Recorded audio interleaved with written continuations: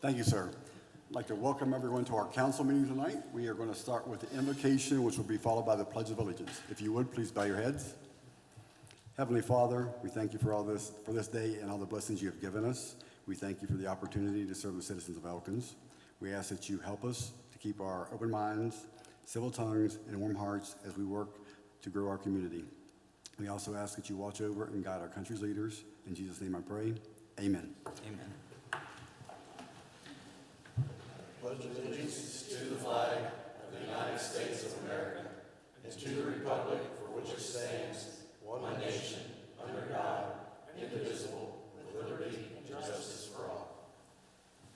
I now call the City of Elkins Common Council meeting to order and ask the city clerk to take roll, please. Councilor Bros Friganera. Councilor Carroll. Here. Councilor Chenoweth. Here. Councilor Hinchman. Here. Councilor Kearns. Here. Councilor Lowther. Here. Councilor Parker. Here. Councilor Pliszka. Here. Councilor Severino. Here. And Councilor Thompson. Here. All present. You have a quorum. Thank you, sir. Is there anyone here tonight for public comment? Since Sutton talked to everyone, no. There was one item that came off the agenda, so that's why. Okay, down to the minutes. I'll entertain a motion to accept the minutes from the September 7th, 2023 meeting, please. So moved. We have a motion. Any comments or discussion? If none, all those in favor say aye. Aye. Those opposed, nay. Motion carries. We will go down to correspondence and notifications, which we have nothing there. We'll start with our committee reports, and we'll start with Councilor Parker. Yes, Welcome, sir. sir. Yes, sir. We've not had a public safety meeting since the chiefs reported out at the last council meeting. At least not one that dealt with anything except the EMS spending time with us to explain their need for some supplemental funding, just simply because of the cost of running that operation countywide. And they have asked us to please be discussing that and giving that some serious consideration as we move toward the next budget year. There was not an immediate amount requested by them, but we are taking their request certainly under consideration, because that is a critical health care function that we have. As regards the task force right now is focused on two things. One is going ahead and engaging a firm to produce a white paper dealing with essentially the feasibility in all aspects, including finance, of a treatment center for recovery in this region, in a 5-county region that's Tucker to Randolph and then across the corridor to Lewis County.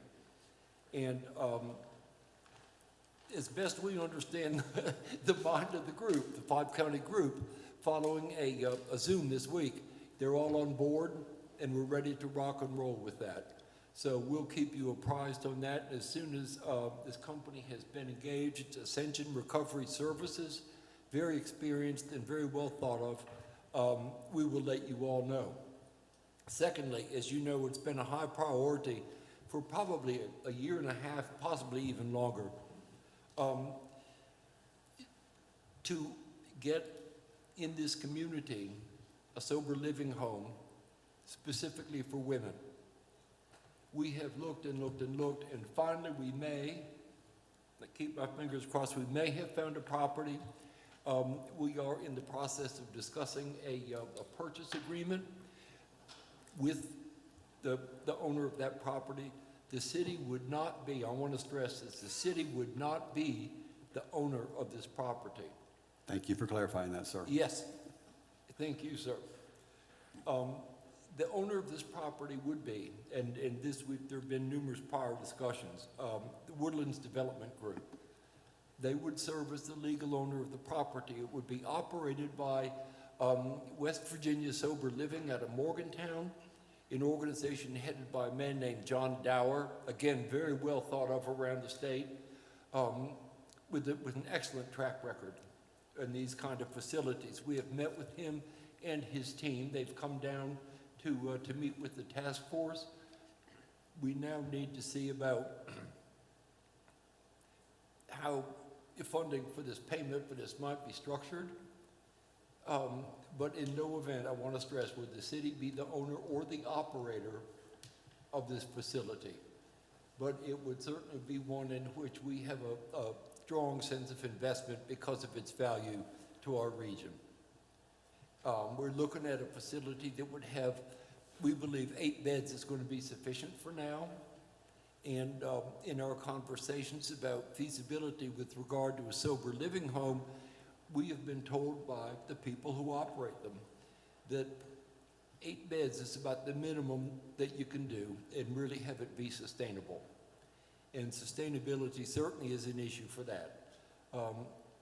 10 beds if we have the need. I mean, I think we have to balance what we do with the actual need in the region.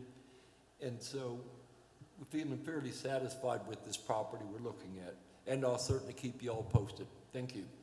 And we also have our large task force meeting next Thursday at 1 o'clock at the Phil Gator Community Center if anyone wants to attend. Yes, Thank you, sir. Please know that at any time, any members of the public, city council, administrative staff would certainly be welcome there. And get a sense of this remarkable group of people representing so many organizations that operate in this region. At every meeting for the last, I don't know how many months, we've had between 22 and 25 representatives of those organizations present and very engaged and interacting. And our goal was to have them really interact with one another and to exchange information and ideas and to find ways to be mutually supportive and to not reinvent the wheel constantly by duplicating services. And to that effect, I think it's going extremely well. I would agree, sir. Thank you. Councilor Brosper-Yanera. Yes, thank you. Municipal properties met this week, and one of the items is on the agenda for this evening regarding renewing the lease with DOH on the property, the Veterans Memorial property. We also had a long discussion in executive session about the Kump House, and that discussion will keep on going. And we did make a recommendation that operations go to finance with a request to use a small amount of the stabilization fund to sort of finish up the tree box project. The tree board continues to meet. We'll be working on a management plan as required as part of the commission. We've been doing annual reports, but that doesn't quite fit the bill, so we'll be working on that extensively.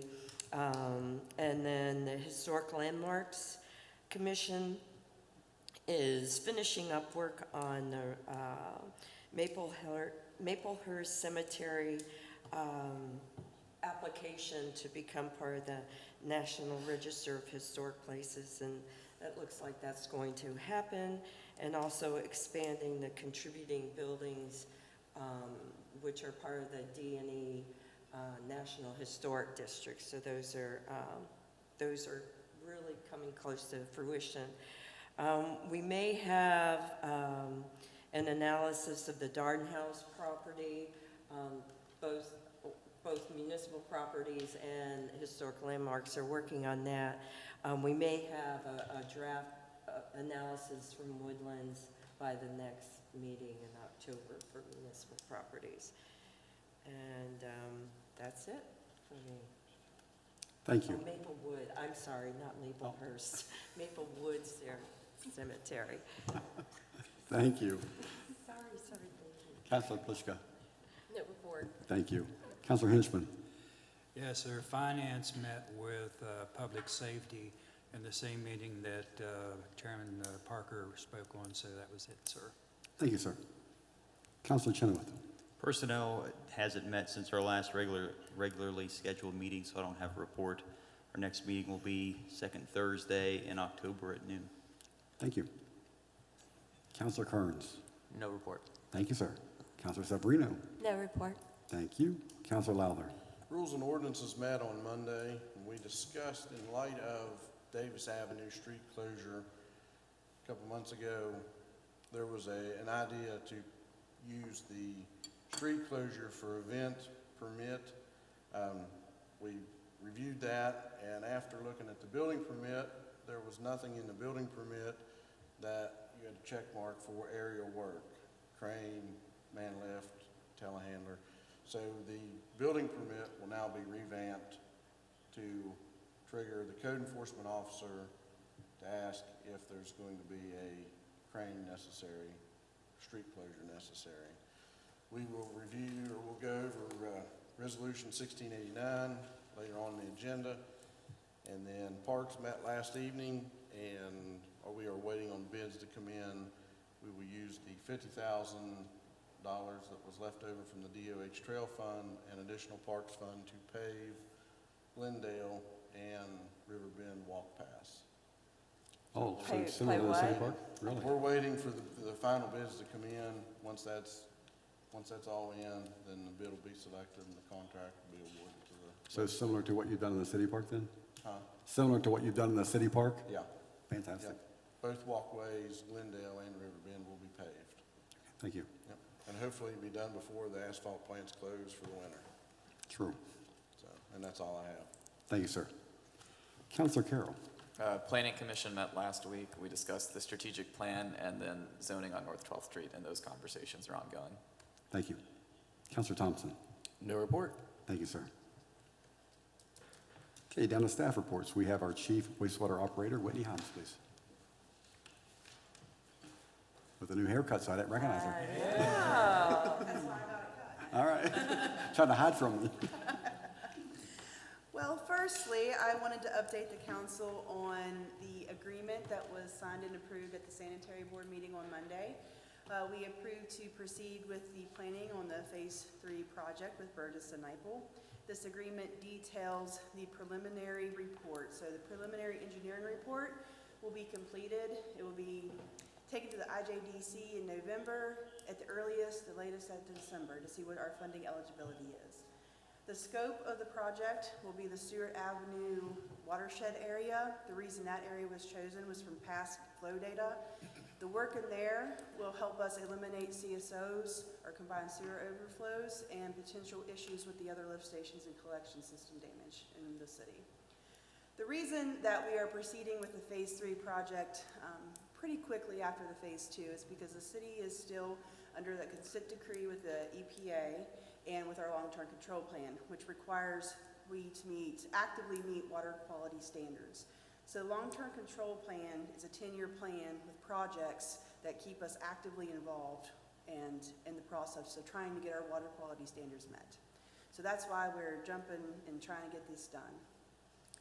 And the agreement is spaced out pretty well, so the city has very good control of the project. If there's any kind of amendments made or adjustments made, an amendment will be done to the project or the agreement to the sanitary board, and the council will be made aware of all things done with that. It seems like forever ago, but the council approved a SCADA installation through ARPA funding. And I finally talked to Cybertech last week. They have all of our parts in. So I have a meeting with them next week, and they're scheduled for installation in October. So that will make a more modernized data acquisition system for the sewer plant. So very excited about that and getting ready to get it rolling. And another ARPA expenditure was our GIS collection material and equipment. We have been out actively taking shots with that, working collaboratively with Region 7 and with some other acquisition information from Ben Martin, the past GIS technician, and we're really getting an interactive mapping system of our collection and wastewater system now. And that's great when you're out there trying to find a valve at 2 o'clock in the morning, and we just pull it up now and it's right there on our phone or tablet, so working pretty good. And lastly, D&E approached me about a tour for their environmental studies course this Thursday, and I'm offering an invite to any new or old council members that would like to come in and take that tour also to see how your wastewater plant is operating and running. But that's it. Any questions? 1:30. Yep. All right. Thank you. Thank you. Chief Bennett. Chief, are you sporting a new haircut too?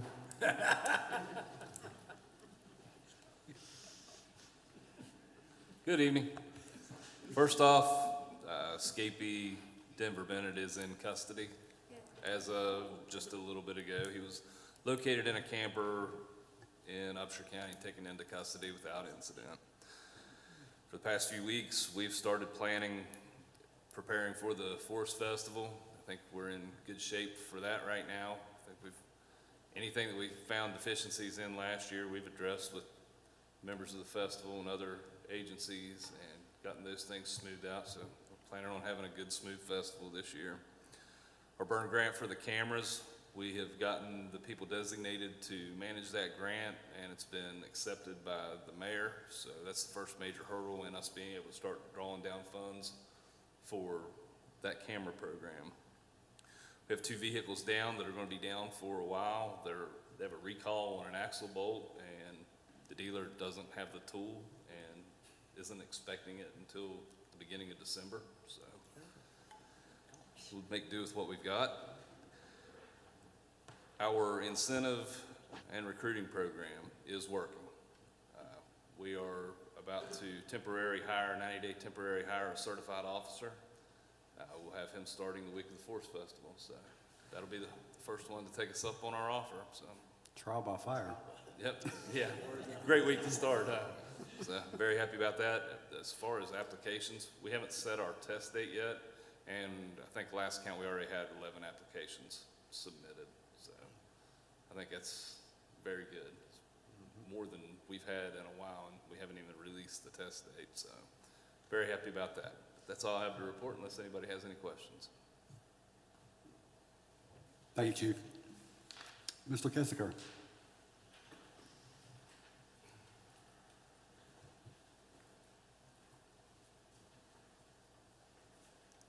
Good evening. To kind of touch base, the chief talked about the hiring incentive for the police department. First thing I would like to report is, since we did the employee compensation package, we've had a tremendous response to the job advertisement for the street department. Melissa and I did interviews with the supervisor and assistant supervisor of the street department yesterday. We had 4 quality applicants apply, and due to the wage increase that you all granted, we have already have a verbal commitment from a licensed CDL driver with a Class B tanker endorsement, so we're really super excited about that. It's one of the hardest positions we've had to fill. Probably be starting next week, so we're super excited about that. We have 2 more positions to fill, but what we're experiencing now is a good problem, figuring out which is the best candidate out of all of them that's applied. So we finally have decisions to make, and it's a good feeling to have. Started the work in the basement of City Hall for the automatic transfer switch. As you know, we've been working outside on the generator project as well. It's moving along nicely. For those of you that will be in City Hall tomorrow, I apologize in advance. It's going to be noisy and dusty as we demo a concrete wall in the basement. So that's got to be removed and cleaned up so we can put the transfer switch in. Hopefully that'll be put in place Monday evening.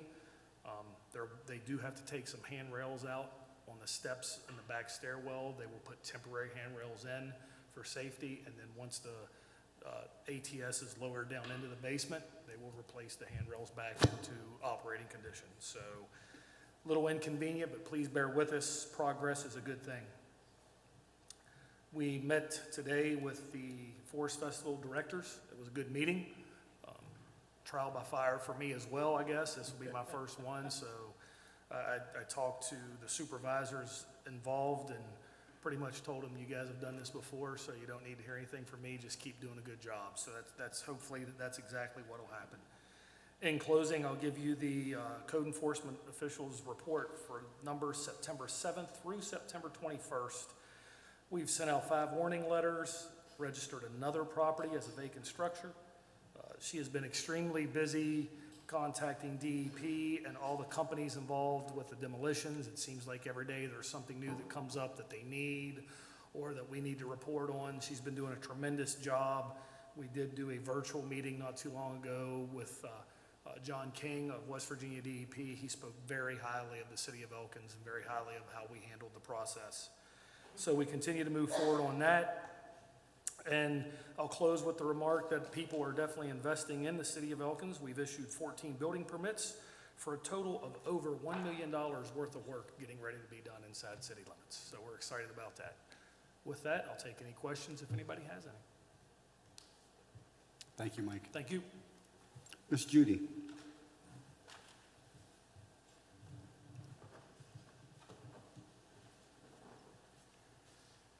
Good evening. In your packet, you have the treasurer's report. Do you have any questions about that?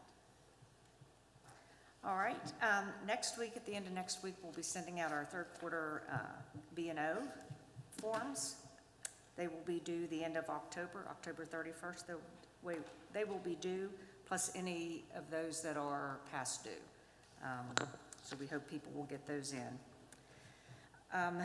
Within the next week, I'll be meeting with members of finance to score our audit proposals. We sent out 3, had 2 back. The one that did not respond was a CPA firm out of Princeton. We'll get those scored, and then whoever has the highest score will have the audit for the next 2 years. We continue to work with customers that need assistance on the new online bill pay service. That seems to be going very well as of right now, and the highlight is the reconciliation that we do daily with payments and deposits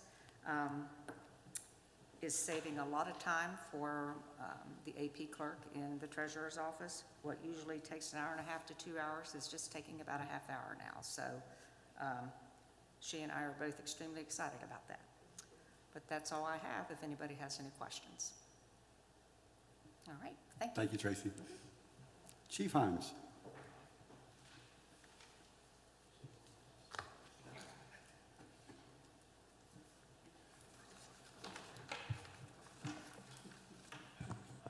Good evening. So year-to-date call numbers as of this afternoon, we're up to 475 on the year. We're tracking about normal. As I'm sure Sutton will report, not to steal his thunder, but we gave our entrance exam this past Saturday with after physical, written, and everything was sorted through. We came up with a list of 7 candidates that will remain on the ineligibility list for the next 3 years. So we're pretty happy about that. It's better than the last one. About the same number of applicants as 3 years ago, but we had a little better success this time. So I guess people were taking the process seriously.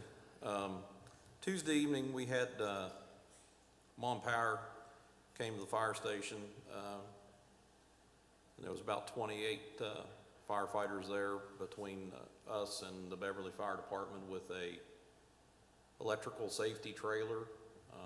They gave us a demo from the transformer all the way down to the distribution system and grounding wires and cars on vehicles, and it was pretty interesting to see. I tried to get, Sutton walked by about 5 minutes before we started. I tried to signal him in. I wanted to see if we could make his hair stand up, but they were a little concerned that they were going to arc into the metal trusses in the bay, so it was interesting for a little bit.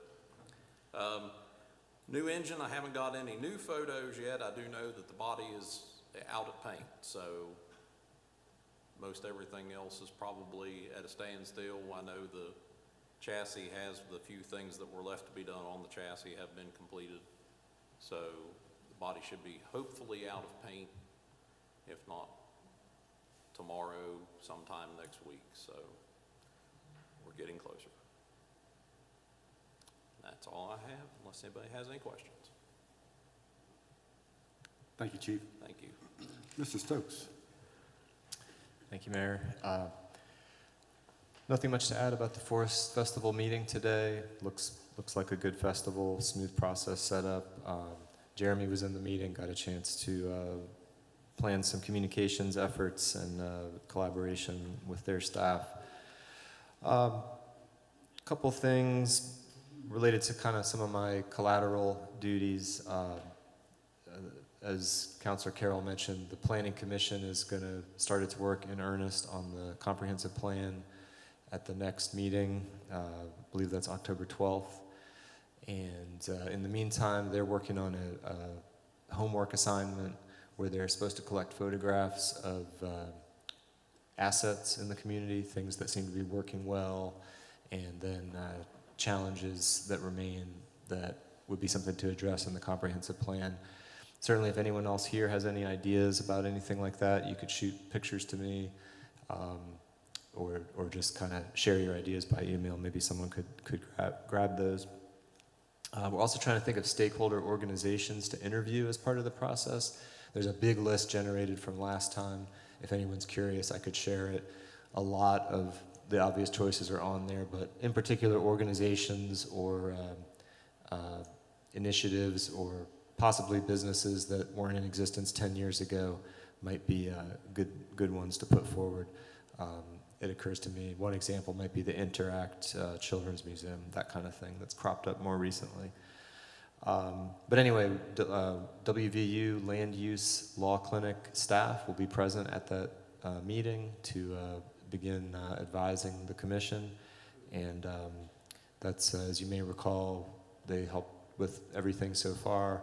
And they're going to be contracted with us this time for pay to help with the comprehensive plan. And then as far as what Chief Himes mentioned, the testing process, not a lot to add there. It was very interesting to see. I don't think I had seen the current test that has been designed by the fire department. All the people who are applying to the fire department go through what anyone would call a very challenging series of kind of real life fire department skills-based tests involving lifting significant weights, pulling things across the floor, crawling through a dark tunnel, and it's impressive how many people did make it through. All that made it through the test, the physical test, passed the written test, and I think there's a very solid applicant pool on that list. But the main observation I wanted to make is, as I'm sure most of you realize quite well, but just to underline, you really have a dedicated professional fire department. Many members there were present, helping out. They were serious and helpful, and a lot of thought has gone into that process. And I think you should all be very pleased with the quality that department puts in the field. And then, as mentioned, we will be holding a police civil service meeting next week to plan a testing round. It'll probably be in early November. That's what will be necessary to finalize the hire of anyone hired temporarily initially as part of this incentive plan, and then hopefully some other new members as well. So that's all I was going to mention tonight. Happy to take questions if anyone has any. Thank you, sir. Ms. Roberts. Thank you, Mayor. There are several things on the agenda. When you get to them, you may have a question about, and we can just wait till then for any explanation. But I'm going to also add to the good report with regard to the DEP grant. A few days ago, we got a request from Mr. King, who has been kind of heading this program up, with regard to whether or not we needed, well, everyone was going to get an extension on this. When the money was awarded last year, it was giving you a year to do it, but I think they realized that wasn't going to work. So they asked us to fill out this form to let them know where we are. Jesse had it in so fast, within hours or less of when the report came across, that Mr. King said that we were going to get extra credit for the fact we got ours in faster than anybody else. And so I think our interaction with Mr. King and Ms. Rogers, who are in charge of this program, has been stellar. And it's always good when you have those kind of interactions. And so kudos to Jessie. She had all the information in it. I mean, when I saw it come through, I thought, is that the one we just got, or did she answer it? And she'd already answered it. So when we get to the items, if you have some questions, I'm certainly available to discuss them. Thank you. Okay, down to the approval of the vendor invoice payments. I will entertain a motion to accept as presented. So moved. We have a motion. Any comments or discussions? If not, all those in favor say aye. Aye. Those opposed, nay. Motion carries. Down to new business. Resolution 1686, accepting the terms of a settlement agreement in the city of Elkins versus Thomas Hamer, civil action and authorizing Mayor Marcos to execute said settlement agreement. I will entertain a motion to accept, please. So moved. We have a motion. Any comments or discussion? If I just had a quick question. What fund does that settlement money thing go to? Or how It's a does- fire fee case. Okay. This is the collection of fire fees in the First Due area that were assessed against the property owned by the defendants in the case. I see what we settled for. What were we seeking to recover? The way this case started out is at the time that the institution of fire fees in the First Due area, there were some people that were not paying. At that point, your treasurer filed civil actions in magistrate court to collect them. And once I saw that they were going to file a counterclaim, which they did against the city, I removed it to circuit court. I think there were 6 different properties. I'm sure Tracy might know better, at least 6 that were involved in this, that were owned by the defendants in the case. And once the case was decided in the Patrick Elza matter back in April of 2020 during the shutdown, I thought this case would go away. Unfortunately, it did not. So we continued to do some discovery, and finally another attorney got involved and we were able to resolve it. So basically what we did is all of the principal fees are going to be collected. Any penalty attached to them, we agreed to waive in light of getting the case resolved rather than going through a full litigation of it. So I believe it's the only case out there yet left that has to do with fire fees. I believe they were passed, that ordinance was passed probably in 16. I think it was 2015 or 2015 maybe went in effect to 2016, but we're done at this point. For anyone that believes that they should not have had to pay them, that's what this was really about, that we were taxing people, but it's a fee for service, not a tax. So the city has recovered everything?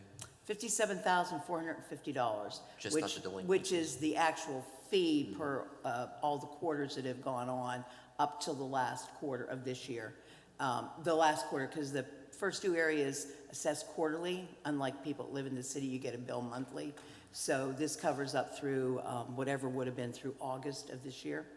And in exchange for them dismissing the counterclaim and getting the matter resolved, paying me more to litigate the case and go before the judge in Webster County, we agreed to drop the penalties that went with the property. And also they are to keep their payments current. Okay, thank you. Okay, any other questions or comments? If none, all those in favor say aye. Aye. Those opposed, nay. Motion carries. Thank you. Resolution 1687, ratifying and approving agreement with the West Virginia Department of, the DEP, sorry, for grant funding and demolitions. I will entertain a motion to accept, please. So moved. Okay, any comments or discussion? If none, all those in favor say aye. Aye. Those opposed, nay. Motion carries. Resolution 1688, ratifying lease with the West Virginia Department of Highways for all Veterans Memorial property. I will entertain a motion to accept, please. So moved. We have a motion. Any comments or discussion? If none, all those in favor say aye. Aye. Those opposed, nay. Motion carries. Resolution 1689, authorizing the city clerk and city attorney to initiate the process for a change to the Elkins City Charter under West Virginia Code, Section 8-4-8. I will entertain a motion to accept, please. So moved. Okay, we have a motion. Any comments or discussion? I have a question. And so, this is for the charter, right? Yes. Yeah. Previously, this goes years back, did the mayor previously have the ability to run for other offices? I believe so. Like back like the 90s? Probably late 70s to the mid 80s. Okay. If you're talking about the person, one person in particular. that I'm who- thinking of, yeah. Who held 2 offices, that's Yeah, correct. so at some point, did the city then change that, the council? Did we change that? I believe it got changed when the charter got revised, and about 2 years ago now, I guess it was. That's Okay. correct.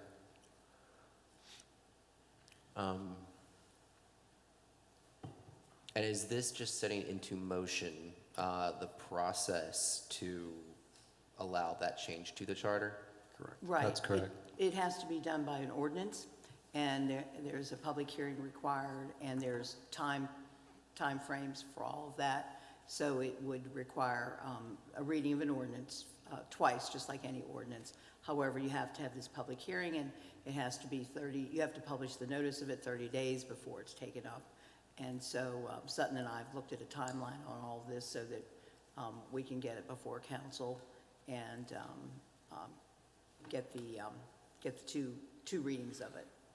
Okay, thank you. Yeah, this resolution basically just orders staff to commence that process. Okay, thank you.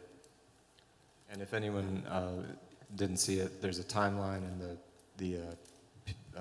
PDF PowerPoint that's in your packet.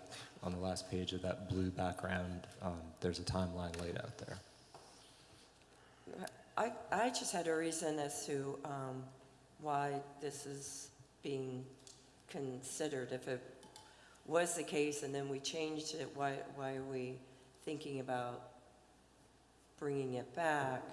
And, one of the things when I looked at the language of that section, it was, ethics was up in the header, and I didn't know if there's any reason why we should not do this as far as ethics are concerned. I know, like with the state legislature, I don't think you can have another office. I'm pretty sure state employees, there's rules against holding public office. So I'm just curious as to the rationale for doing this at this time. And then my other question was, if we're doing it for the mayor, why aren't council members, because the same language, it's almost exactly the same, saying that council members can't hold another public office as well. And then my third question was, if this does go in, if it does go through the process, when would this go into effect? I know, when we do council pay raises or whatever, we cannot be doing it for ourselves. It has to be for the next term. So those are some of my questions. I think all of those need to be considered when you put together an ordinance. Most of the time, your ordinances are effective upon passage. This is a little different situation. My understanding from attending the Rules and Ordinance meeting when this first came up, it was a request with regard to the mayor, not for any other elected officials. So it was just never discussed. I wasn't part of that process as far as that goes, but if that's something that we need to look at, Sutton and I have a lot of things to look at about it. There are all kinds of ethics opinions if you have nothing better to do, and get on the Ethics Commission's website and read them about what is or is not permitted. There are, hundreds of them about different situations. Off the top of my head, there is not an ethical consideration just that would prevent this from being done. But it's a case-by-case situation when you hold more than one office, or I know some of you in this room have come to me about, should I not vote on this because of this situation, or is it okay if I do this and I'm still an elected official? So there are situations that would have to be looked at on a case-by-case basis, I believe, and that's usually up to the office holder and or anyone that wants a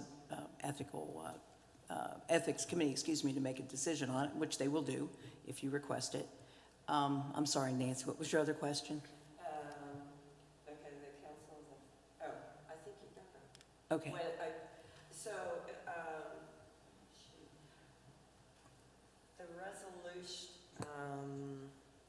The resolution that is part of this package is just to go start the process? I mean, do Correct. we have an idea of what the change would be?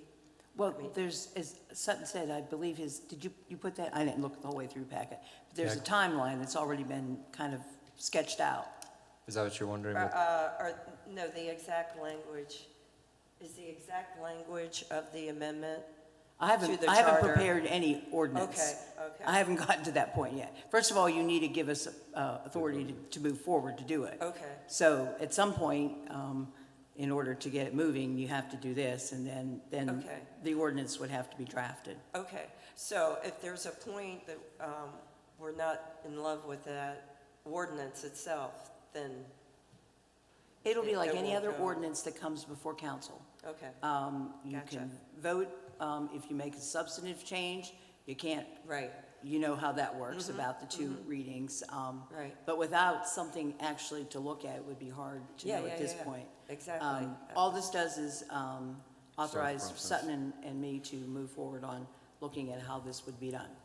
Okay, all right. And if Gotcha. any of you that were on the council at the time the charter was changed, Right. you know how this works. Yeah, yeah. One objection, and if the objection is not withdrawn within 10 days, it Right. doesn't go.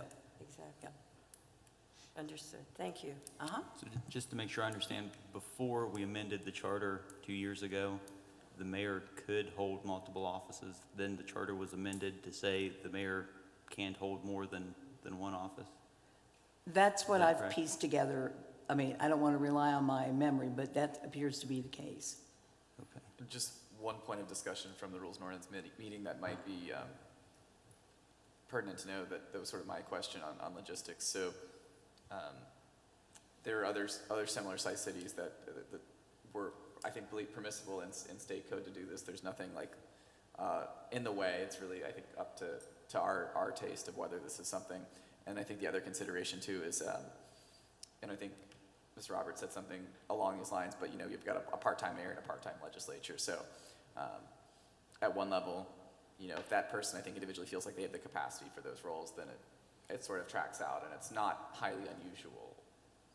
The only prohibition I'm aware of is in the West Virginia Constitution. I believe it's Section 6, don't quote me, that list, it's very old, that list persons that cannot also be in the legislature. There's nothing in there about mayors. It's like constables, sheriffs. I just don't remember right now off the top of my head. That is the only prohibition I'm aware of in West Virginia law that would prohibit it. For instance, your charter doesn't allow city employees to serve in an elected position. Some cities allow that. There's some cities that have council members that are people that work in the water department or the street department. There's different ways people have looked at these things. Just to piggyback off my friend here, it is a part-time legislature, but you work every month, every week. Part-time, So does the mayor. I'm sure. Yeah, the concept of part-time, when those things were put in place, is very different than what the reality of most people's positions are right now. Any other questions or comments? If none, all those in favor say aye. Aye. Those opposed, nay. Motion carries. E, ABCA floor plan extension endorsement for El Gran Sabor during the Mountain State Forest Festival. I will entertain a motion to accept, please. So moved. We have a motion. Any comments or discussion? If none, all those in favor say aye. Aye. Those opposed, nay. Motion carries. ABCA floor plan extension for Big Timber during the Mountain State Forest Festival. I will entertain a motion to accept, please. So Move. We have a motion. Any comments or discussion? If none, all those in favor say aye. Aye. Those opposed, nay. Motion carries. Proposal to cancel October 5th council meeting due to the Mountain State Forest Festival. I will entertain a motion to accept, please. So moved. We have a motion. Any comments or discussion? If none, Sir, all those... if I may, Yes, sir. I was on a roll, Dave, sorry. It really might be a learning experience, an eye-opener for council to meet in the middle of the carnival. On the Ferris wheel. We could do that. Merry Group. Are we serving corn dogs? As long as we can have that, I'm good. There you go. We definitely have to do that for the corn dogs. I think we get on a float and have a discussion. Okay, any other questions or comments? If none, all those in favor say aye. Aye. Those opposed, nay. Motion carries. We will move down to the mayor's comments. Kathy, I want to thank you for attending most weeks. I do appreciate that. I also want to thank the people that watch this online that have been approaching me lately and have thanked the city for actually making this available to them so they don't have to sit on these uncomfortable benches and actually get to sit at home on a comfortable sofa and watch it instead. So I do appreciate the feedback on that, and if we get any recommendations, I've been passing those to Sutton. Secondly, I attended the state auditor's training yesterday in Clarksburg, and there was a portion of that talking about the DEP dilapidated properties, and Elkins was a hot topic there. So Mike, kudos to you and your team, and Jerry, I know you're a big part of this.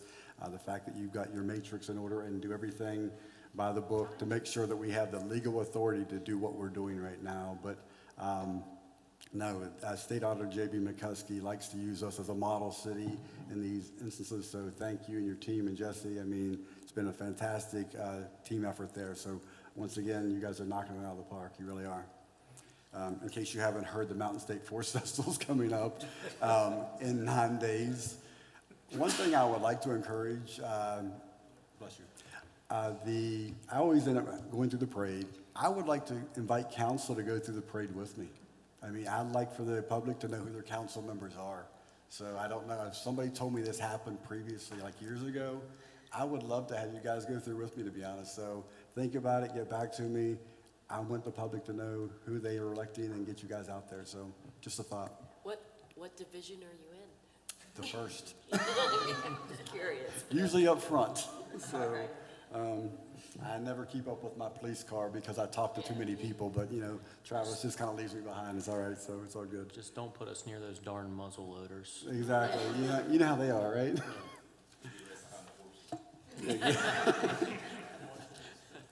Okay, and in closing, last week was the anniversary of 9/11, and I received an email that I want to share with everybody because a lot of you know that I deployed in New York shortly after the attacks happened, so this brings back some vivid memories for me is what I'll say. So I'm just going to share the email that I received. Remembering 9/11. On September 11th, 2001, this country came to a sudden halt. For many of us who carry a recollection of that fateful day, it was a devastating, catastrophic, and confirmation that our worst fears could be realized. Furthermore, it created wounds that we're still collectively healing from nearly 22 years later. But in the aftermath of the unthinkable, the American spirit began to rise. We relied on each other for support. We put aside differences. We developed a newfound respect for the brave first responders who did everything they could do to help around the clock. We came together during our darkest day. For that, we will always remember. I just felt like I needed to share that because I feel like this council really encourages each other and they have that spirit. Now, I can't say the entire country does right now, or maybe even the entire state, but I feel like my council does have that spirit, and I want to thank you for that. So with that, I will entertain a motion. Can I? Yes. I just, I'm sorry. I would be remiss if I didn't point out that the Kump House is going to have hours of in participating in the Forest Festival this year. So I encourage any and all of you all to come Tuesday or Thursday afternoon from 3 to 5. We're also entertaining the royalty on Monday afternoon at the Kump House. So if anybody has not seen the Kump House in a long time, this would be a great time to come. So thank you. And I will entertain a motion to adjourn, please. So moved. Meeting adjourned.